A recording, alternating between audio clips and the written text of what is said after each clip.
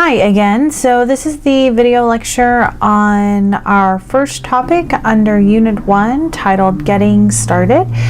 And as the name suggests, we're going to be talking about the sociological perspective very generally. So what is it that sociologists do? How do sociologists think? What is the sociological perspective? And while this may be somewhat obvious, just to make sure it's crystal clear, this topic will be important for the remainder of this semester. This really sets the foundation for what we're going to be doing as we progress. So with any topic, you need to let me know if you have questions, but that is especially true when it comes to our first one, this topic of getting started. So what we're going to be doing here, what much of the reading does that you're going to be looking at, tends to contrast the sociological perspective from one that's more mainstream. And you'll probably pick up quite early on that there are some really meaningful differences between more mainstream perspectives and those that are more sociological in nature. So there are several readings assigned for this topic. There are a few things that should stand out from those first few readings. I'm going to cover those now. So first, the idea that in sociology we focus on the social. So we focus on things that are happening externally to the individual. This includes things like the structure of society as well as culture. And so we focus on how society and culture affects our identities, our interactions, our behaviors, things of that nature. And in turn, how the individual may affect society, how we may affect structure and culture. Now, this is in stark contrast to a more individualist perspective, and individualism is pervasive in American society. It's something that's ingrained in us very early on in life. The individualist perspective suggests that people pursue their own goals and then follow their own ideas independently of external social forces. So while sociology is looking at how these external forces affect us as individuals, individualism takes an entirely different view. In kind of its most extreme sense, in its purest form, it would suggest that everything that we do is guided by our own volition.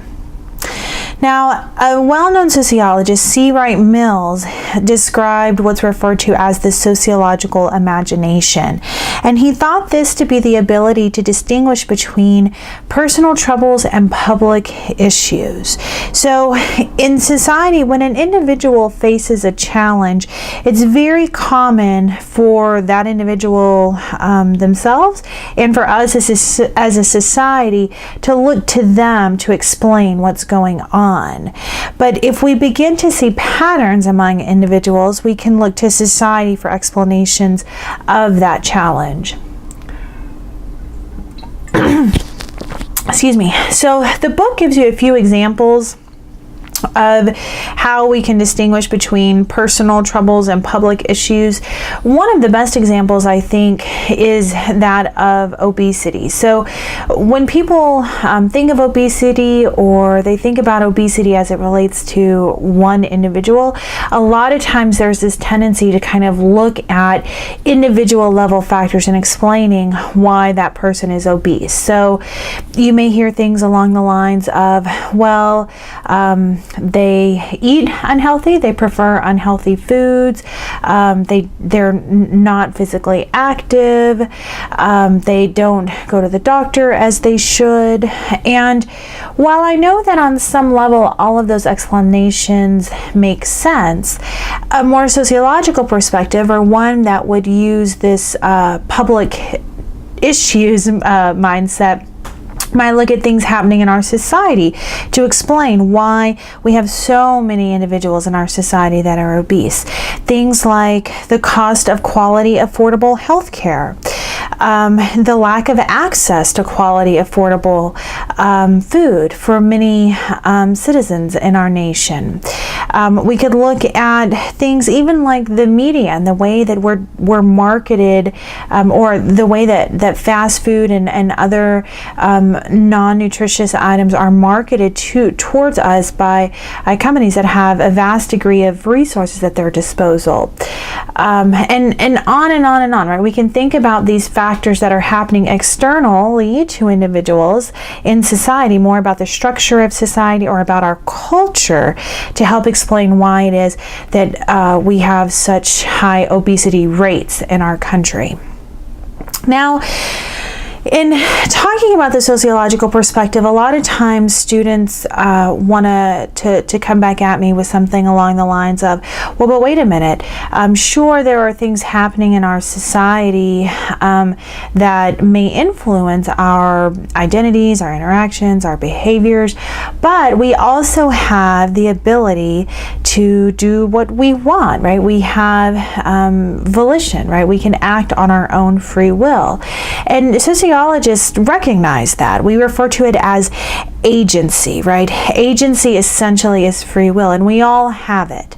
So the thing about it, what you should keep in mind as the course progresses, is that when thinking about the sociological perspective and agency, it's not an either or type thing. It's not either the external social factors or agency that's important to consider here. It's both. They often act together to give us a deeper, better understanding of individuals' identities, interactions, and behaviors. Now, as a sociologist, I tend to focus on those social forces, and that's what we're going to be focusing on, because this is, in fact, a sociology course. Okay, let me scroll down here on my notes. Okay, yeah. So a great example of how the social world influences our behaviors is how we act in public restrooms, which I know is a bit of an awkward topic to be talking about in a sociology in a college classroom. But I also think it's a very effective example because virtually all of us can relate to it.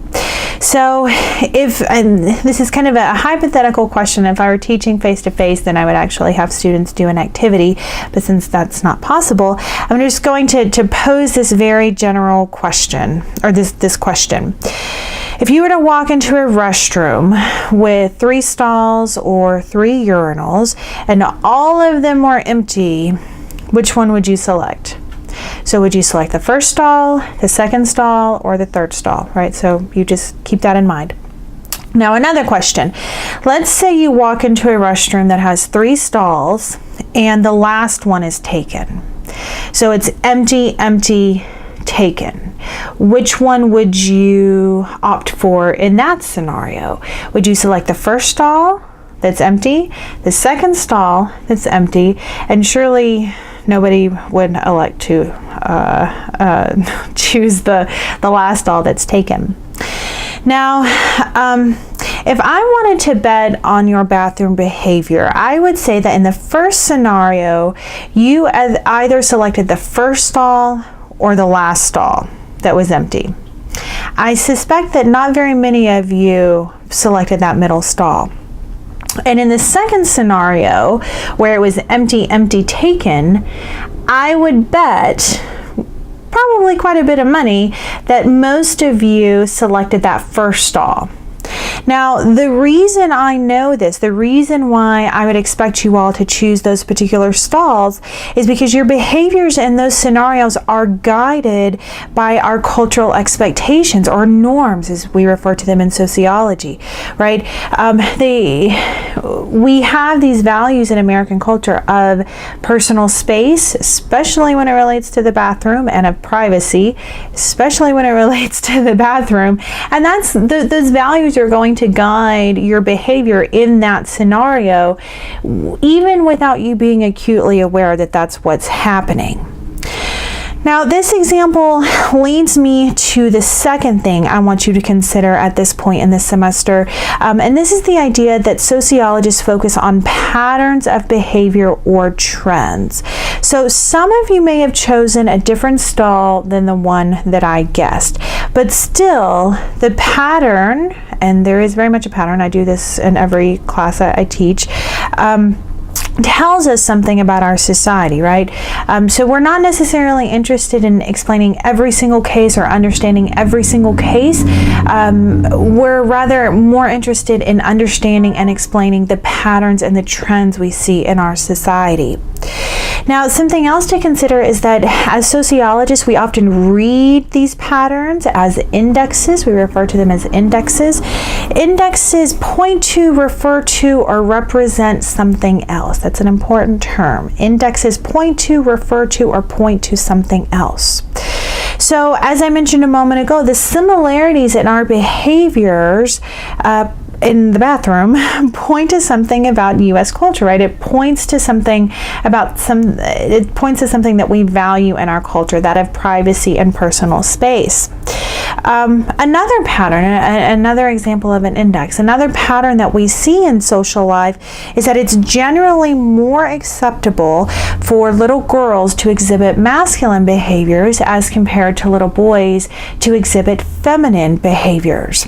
Now, to a sociologist, this is an index of the way in which masculinity is more highly valued in our society as compared to femininity. We'll talk more about that when we get to gender inequality towards the end of this semester. So while there are exceptions to this households where it's perfectly acceptable for a little boy to exhibit more feminine traits, nonetheless, this is the trend, this is the pattern that sociologists would focus on.